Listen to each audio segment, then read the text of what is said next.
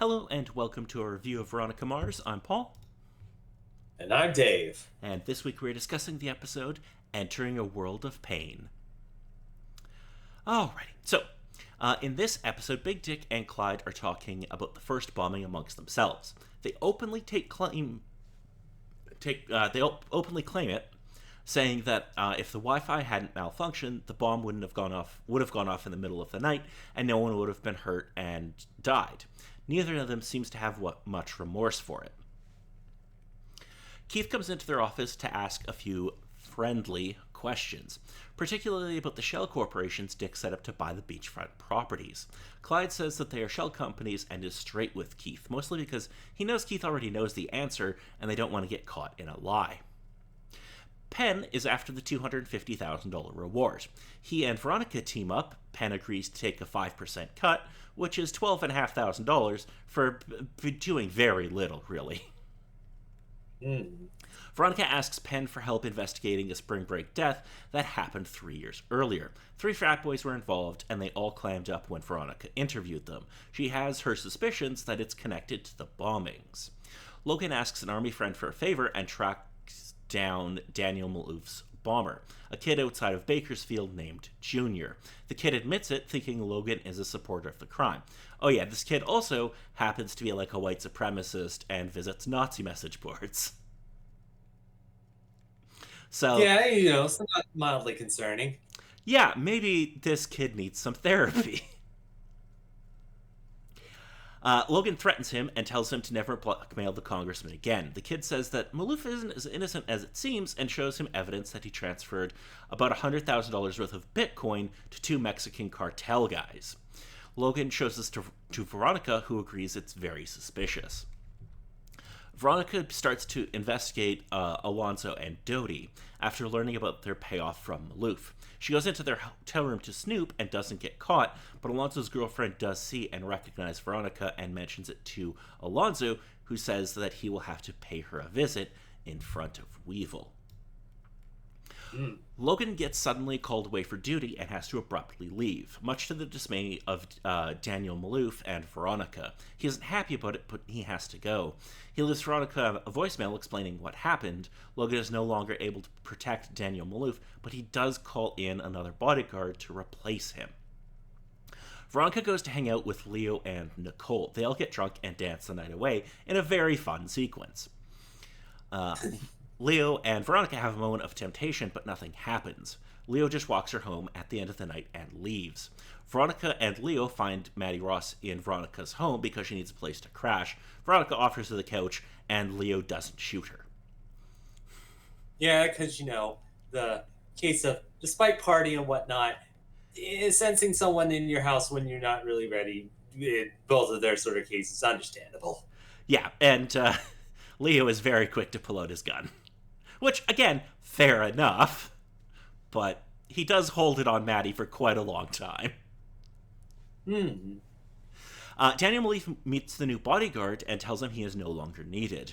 They're standing in the hotel hallway when Tawny Carr's brother comes out of the elevator, he's the one who survived the assassination attempt, and shoots Malouf. Malouf gets shot in the shoulder, and we assume is probably going to survive.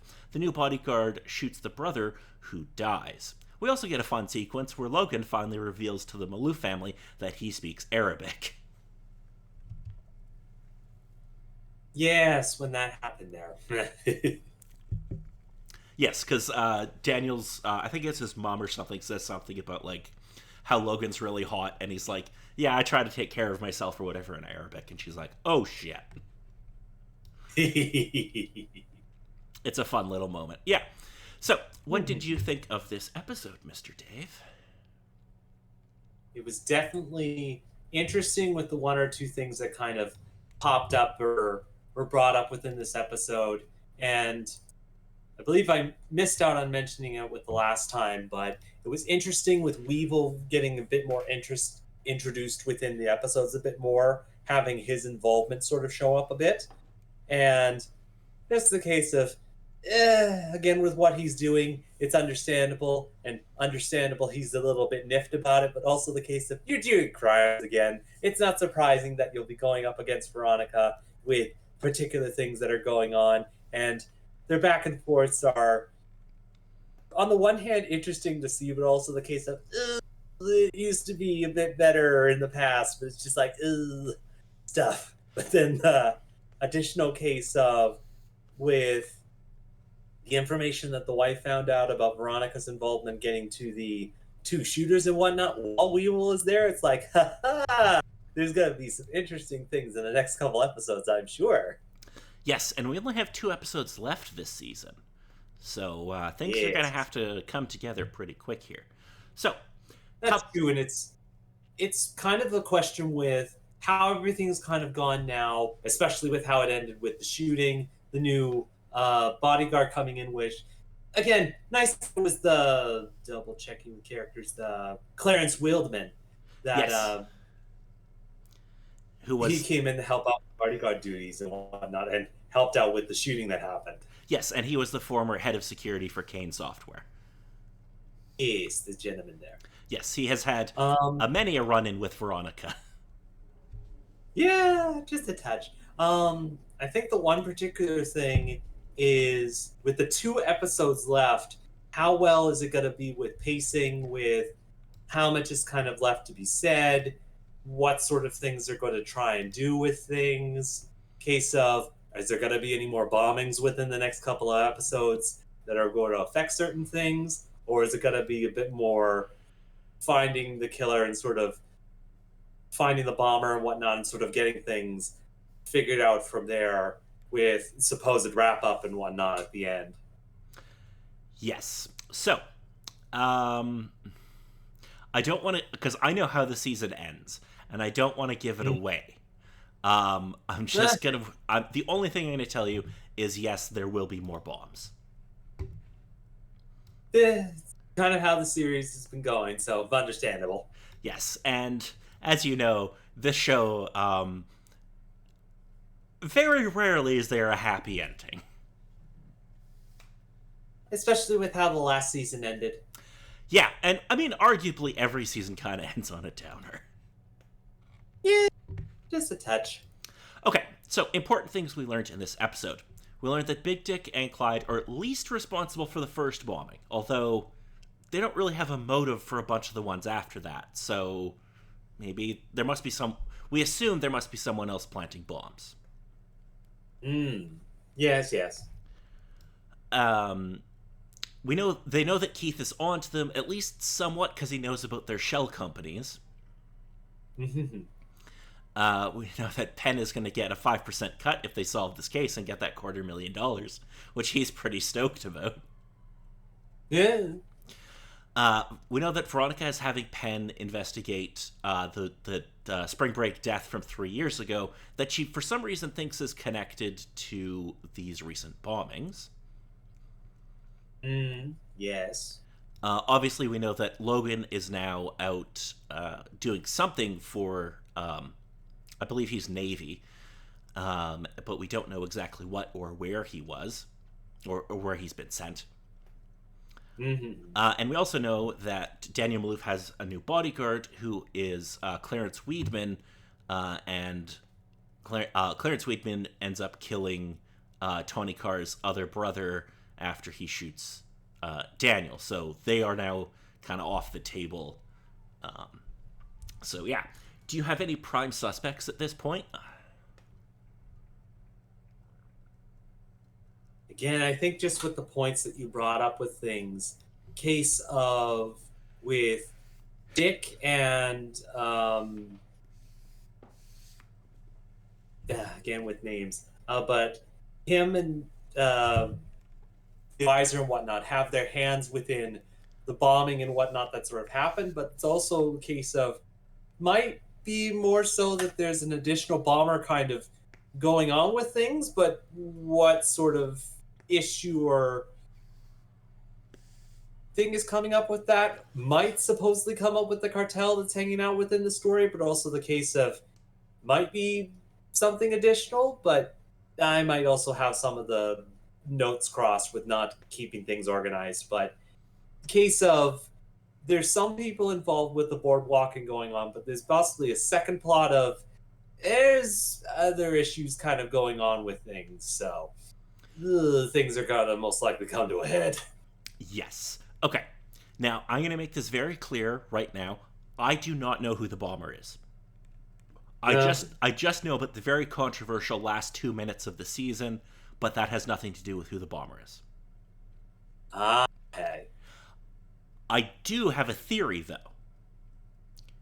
And you'll probably think it's crazy, but I think I know who it is. No, hey. Okay. I think it's Penn. The character played by Patton Oswalt. Okay, him himself. Yes. Now, here's why. One, he is a part of this murder head group, but he seems to how do I explain this? He seems to be one of those guys who's not a cop but really wants to be one. Like, he really is injecting himself into the investigation. Like, he's always going to the cops or to Veronica, and he left that bug in Veronica's office to listen into what they knew, right? Yes, that's true. He would have had he's somebody that could easily get around town and nobody would be suspicious of because nobody pays attention to the pizza delivery guy, right?